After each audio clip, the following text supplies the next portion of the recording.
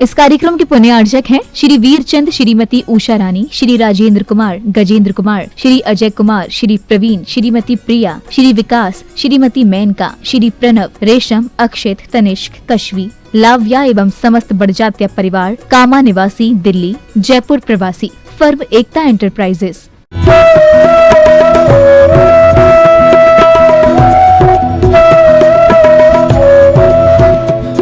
Practically मालूम पड़ता है कि देह और जीव भिन्न है।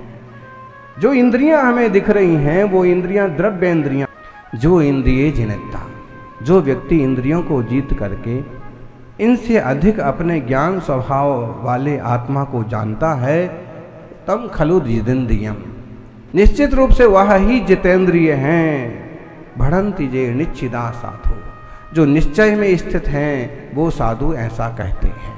इंद्रिय विजयी कौन है? जिसने इंद्रियों को जीता।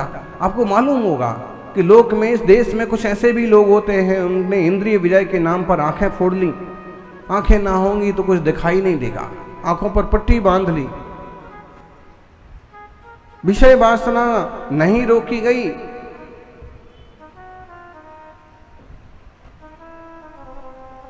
तो शरीर के चिन्हों का ही घात कर दिया।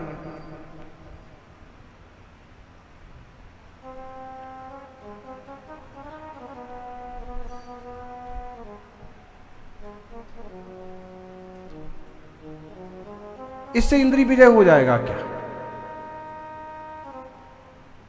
एक संप्रदाय के साधु मिले और उन्होंने बताई अपनी बात। काफी चर्चा हुई और उन्होंने कहा कि आपका तो बहुत अच्छा है, दिगंबर तपस्वी जो होते हैं वो सचमुच में बहुत तपस्वी होते हैं, इंद्रिय विजयी होते हैं, और इसलिए आपको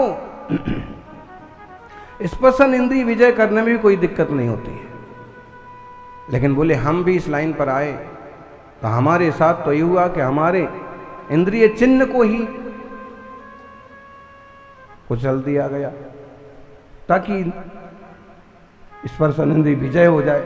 तो है ही, अपने को खांसी की हो गई, किसी किसी को पराधीनता होती है पीने की, कि 4 लाइन बोलेगा और फिर पिएगा, थोड़ा प्रवचन होगा और फिर पिएगा, और अपने को खांसी हो गई, खांसना पड़ेगा।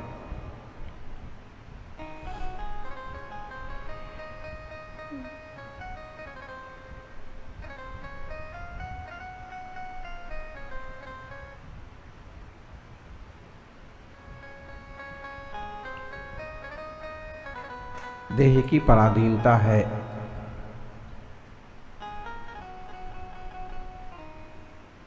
शरीर की पराधीनता है। जो लोग जवान अवस्था में, युवा अवस्था में 200 किलो भी वजन उठा सकते हैं, भी वृद्धावस्था आने पर 2 किलो भी नहीं उठा पाते। जिम जा रहे हैं लोग, और कोई कोई जिम से ही सीधा ऊपर चले जा रहे हैं, ज़्यादा हार्ड वर्क करने से, ज़्यादा व्यायाम करने से, या करंट लगने से, या फिर जो भी है। कितने पावरफुल बन गए। खैर, इस पर टिप्पणी करने से कोई मतलब नहीं। कहना ये चाहते हैं कि देह का कोई भरोसा नहीं है, इंद्रियों की शक्ति का कोई भरोसा नहीं है। जो आज बहुत ज़्यादा पावरफुल हैं वो कहीं कल बहुत वीक भी हो जाते हैं। क्षयोपशमिक ज्ञान का भी बहुत ज़्यादा पावर नहीं है। जो व्यक्ति कल तक साहस और शूरता की बात करता था, वो एक घटना घट जाए तो एकदम कायर की तरह बात करने लगता है।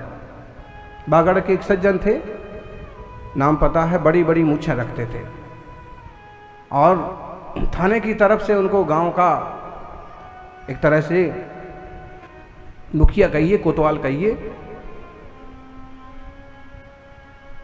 हमेशा बंदूक अपने साथ रखते थे।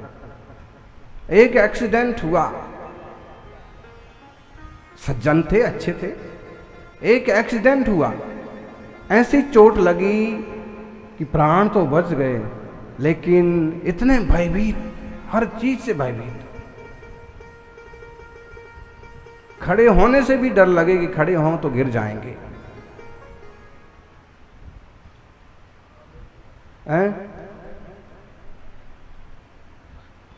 ऐसे ही एक आमिर का घटना हमारे साथ, जो एक व्यक्ति चल रहा था उसने सुनाई, उसकी खुद की। एक व्यक्ति चल रहा था, तो तोतला टाइप का बोलता था, तो एक दो साथ में चलने वाले उसका थोड़ा सा मजाक बना रहे थे, तोतला बोलता है, आगे आगे महाराज जी के साथ चल रहा है।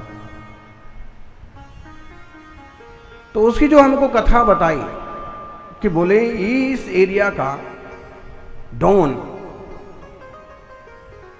इतना मजबूत शरीर कि 4 आदमी से अकेले भिड़ जाए, और सियासत में क्या क्या नहीं होता है, राजनीतिक झंझट को लेकर के और गुटबाजी हो गई, और एक बार 8-10 लोगों ने मिल करके और उसको ये समझ लिया कि अब मर गया, इतना पीटा, इतना घाव किए, और उसको पटक के भाग गए। लेकिन योग संयोग हॉस्पिटल ले गए और वो बच गया। तो बच करके उसकी ये हालत हो गई कि ठीक से बोल नहीं पाता, इधर चोट इधर चोट, चलेगा थोड़ा टेढ़ा मेढ़ा चलता था, लेकिन भाव अच्छे थे, उसके परिणाम अच्छे थे कि संघ जब वहां गया तो उसने पूरा प्रवेश कराया, पूरा साथ में रहा, एक जैन श्रावक के साथ वो भी आया, फिर पूरा आमेर फोर्ट और मंदिरों के दर्शन भी कराने में आगे आगे रहा। लेकिन उसकी कहानी ये कि वह अकेला 10 आदमी को पटखनी देने की सामर्थ्य रखने वाला, अभी स्थिति ये हो गई कि चलता भी है तो डगमगाता है, बोलता है तो साफ नहीं बोल पाता है। क्या नाम था? अजैन व्यक्ति था, लेकिन फिर भी छायोपशमिक इंद्रियां, छायोपशमिक बल, इनके लिए क्या कहें। इसलिए आचार्य देव कहते हैं कि भाई इंद्रियों को तोड़ना फोड़ना ये इंद्रिय विजय नहीं है। इंद्रिय विजय तो वो है कि आप इंद्रियों से ज्यादा जाने अपने ज्ञान स्वभाव को।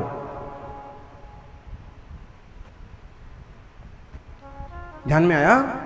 ज्ञान स्वभाव हमारा सब कुछ है, सर्वज्ञत्व शक्ति उसी में ही छुपी हुई है, लेकिन इंद्रियां जो हैं विषयोपशमिक ज्ञान के बल पर थोड़ा थोड़ा जानती हैं, और ये थोड़ा थोड़ा जान करके हम लोग विचलित होते रहे।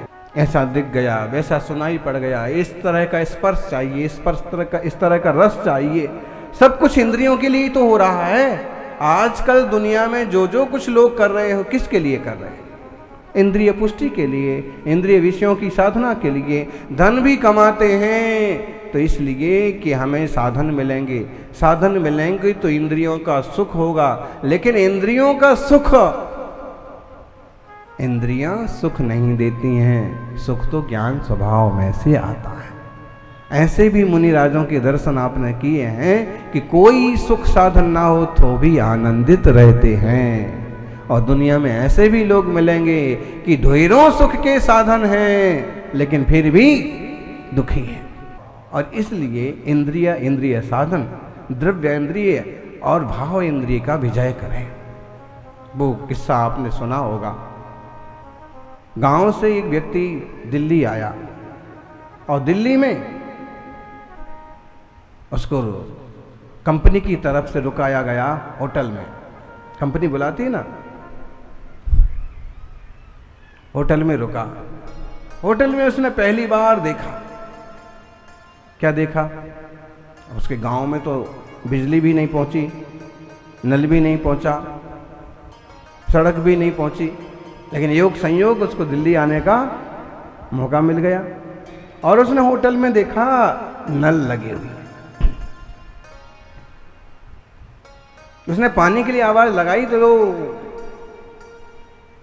जो वर्कर थे उनने कहा कि देखिए यह पानी है, इसको ऐसा करेंगे तो पानी आता है, इसको ऐसा करेंगे तो पानी आता है, इसमें नहाया जाता है, इसमें धोया जाता है। नहाना और धोना दो अलग अलग काम है, एक ही काम है? बताइए। आप लोगों के चेहरे से मालूम पड़ रहा है कि आप लोग बात तो समझ गए। नहाना और धोना दोनों बातें जरूरी होती हैं। अकेले नहा लोगे तो भी काम नहीं चलेगा, और अकेला धोओगे तो भी काम नहीं चलेगा। नहाना भी जरूरी है, धोना भी जरूरी है। उसने बता लिया कि यहां नहाना धोना कर लीजिए, यहां नहा लीजिए, यहां। उसने देखा गजब की बात है, दीवार में और इसमें पानी आता है। उसने क्या किया, टोटियां सारी 2-4 टोटियां जो थी वो सब की सब खोल करके तोड़ करके और अपने बैग में चुपचाप रख ली। गांव में जाएंगे और इसमें फिर हमें कुएं पानी भरने नहीं जाना पड़ेगा। गांव में गया और जाते ही उसने कहा, घरवाली को बुलाया, माँ को बुलाया, देखिए हम क्या लाए हैं। अब तुम्हें कुएं पानी भरने नहीं जाना पड़ेगा, अब तुम्हें भाग दौड़ नहीं करना पड़ेगी। सबको कुतूहल हुआ और उसने टोटियां निकाल करके दिखाई और कहा कि बस इसको यूं घुमाएंगे और पानी आ जाएगा। सबने सोचा कि हो सकता है, दिल्ली से लाए हैं तो कुछ तो।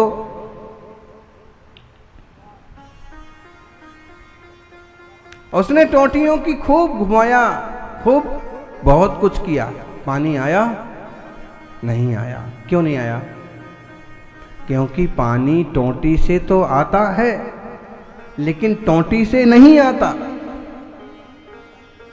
क्या? टोटी के माध्यम से तो आता है लेकिन सिर्फ टोटी हो तो पानी नहीं आता। वो जो सर्कस और जादू दिखाते हैं ना कि सिर्फ टोटी दिखती है और पानी निकलता हुआ दिखता है, लेकिन वास्तव में उसका कहीं ना कहीं पानी का कनेक्शन होता है तो ही पानी आता है। बिना कनेक्शन के केवल टोटी से पानी नहीं आता और बिना कनेक्शन के इंद्रियों से ज्ञान नहीं होता। अगर आप ये मान लेंगे आंखों से सुख होता है, कान से सुख होता है, स्पर्शन से सुख होता है, रसना से सुख होता है, तो ये आपकी भूल है। ये टोटियां हैं, इन टोटियों के माध्यम से ज्ञान घन चैतन्य स्वभाव आत्मा का कनेक्शन जुड़ा हुआ है, इसलिए सुख दुख और विषयों का परिणाम मालूम पड़ता है। और अगर चेतना निकल जाए तो टोटियां कितनी अच्छी रही आए, कुछ भी फायदा।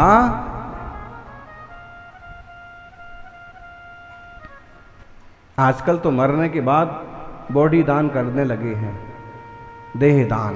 बोले किसी के काम आएंगे इसके पुर्जे, ठीक है, इसके पुर्जे तो किसी के काम आएंगे, क्योंकि आजकल विज्ञान इस टाइप का आ गया कि किडनी निकाल करके किडनी वाले को दे देंगे, आंख निकाल करके बिना आंख वाले को दे देंगे, बाल निकाल करके किसको दे देंगे? बाल भी निकालते हैं क्या उसके नहीं निकालते। ढेर सारे होते हैं और वो उपयोग में आ जाते हैं। तो आजकल तो ऐसा होने लगा। लेकिन मान लीजिए कि अगर कोई देह दान नहीं करे तो देह का क्या होता है? अंतिम संस्कार होता है, जला दिया जाता है। इतनी बढ़िया आंखें हैं, इतने बढ़िया दांत हैं, इतनी बढ़िया जीभ है, इतने बढ़िया और इस सुंदर रूप है, इतना अच्छा अच्छा खिलाया है, अब क्यों अंतिम संस्कार कर रहे हैं? बोलो, ऐसे कभी विचार करते हैं? आप कहोगे ऐसे तो आप ही बोलते हो, ये कोई बोलने की बात है? हमको बुरा लगता है जब ऐसा आप बोलते हो तो। अरे हम जी रहे हैं, जीने का एंजॉय करो ना, मरने का क्यों सोच रहे हैं? मरेंगे तब मरेंगे, लेकिन जब तक मरे नहीं है तब तक तो मस्ती करेंगे। यानी यही तो समझा रहे कि जब तक देह में चेतना है तब तक मस्ती नहीं करेंगे, तब तक भक्ति करेंगे। क्योंकि मस्ती करेंगे तो आश्रव अशुभ रूप हो जाएगा, भक्ति करेंगे तो आश्रव शुभ रूप हो जाएगा। एक से दुर्गति होगी, दूसरे से सुगति होगी। चेतना वही है, वही चेतना आर्त रौद्र ध्यान रूप परिणाम लेकर के दुर्गति का पात्र बनता है, और वही चैतन्य धर्म ध्यान शुक्ल ध्यान का रूप लेकर के स्वर्गगामी मोक्षगामी होता है। सौभाग्यशाली हो। इतना समझ ले, देह और चेतना की भिन्नता। शुरू में जो मंगलाचरण हुआ, इसलिए तो हैरान है। किस लिए? तन और चेतन को एक माना, इसलिए। और अगर इनको भिन्नता मान ली जाए, देह और जीव की भिन्नता मान ली जाए, तो कभी कोई साधन कम पड़ जाए तो भी बहुत आकुलता नहीं होगी। यहां देखा जाए तो ज्ञेय ज्ञायक संकर दोष को दूर किया है। ज्ञेय भिन्न है, ज्ञायक भिन्न है। ज्ञेय कौन है? पदार्थ ज्ञेय हैं। और ज्ञायक कौन है? चेतना आत्मा ज्ञायक है। आप ज्ञायक हैं कि ज्ञेय हैं? ज्ञायक हैं। लेकिन हमारी इंद्रियां, ये देह वगैरह, ये तो ज्ञेय है ना। हमारा आत्मा, आत्मा के गुण, ये भी तो ज्ञेय हैं। मतलब हम ज्ञेय भी हैं और ज्ञायक भी हैं। लेकिन पर पदार्थों की जब बात आती है तो पर पदार्थ हमारे सिर्फ ज्ञेय हैं और हम ज्ञायक। ज्ञेय और ज्ञायक मतलब, ज्ञेय माने जानने योग्य और ज्ञायक मतलब जानने वाला। तो मैं ज्ञायक हूं, जानने वाला। और इंद्रियां वगैरह जो हैं, ये भी मेरे ज्ञेय हैं, ये ज्ञायक नहीं है। भाव इंद्रियां भी ज्ञायक नहीं है, वो भी क्षय समय आदि अवस्थाएं हैं। ऐसे अपने शुद्ध ज्ञान स्वभाव की दृष्टि करें और संयम के पथ पर बढ़ें। आज के दिन मुकुट सप्तमी थी पिछले साल, और तब जयपुर में 5 दीक्षाएं हुई थी। इंद्रिय विजय के बिना नहीं हो पाती दीक्षा। पंचेंद्रिय विजय जरूरी है। स्पर्शन, रसन, घ्राण, चक्षु और कर्ण।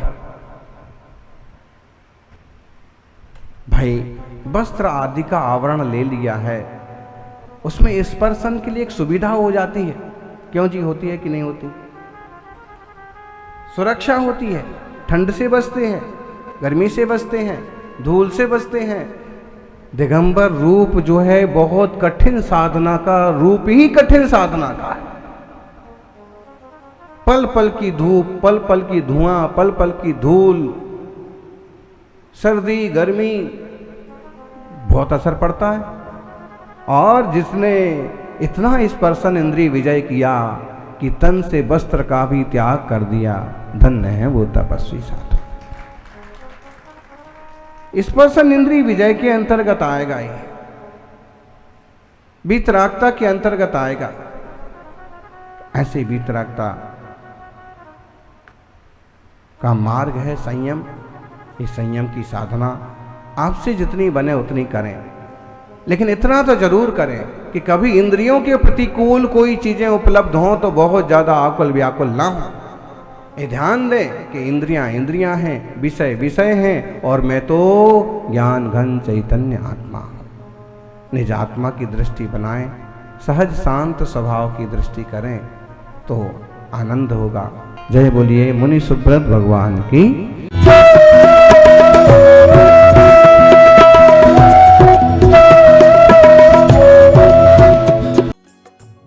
इस कार्यक्रम के पुण्यार्चक थे श्री वीरचंद, श्रीमती उषा रानी, श्री राजेंद्र कुमार, गजेंद्र कुमार, श्री अजय कुमार, श्री प्रवीण, श्रीमती प्रिया, श्री विकास, श्रीमती मेनका, श्री प्रणव, रेशम, अक्षित, तनिष्क, कश्वी, लाव्या एवं समस्त बड़जात्या परिवार, कामा निवासी, दिल्ली, जयपुर प्रवासी, फर्म एकता एंटरप्राइजेस।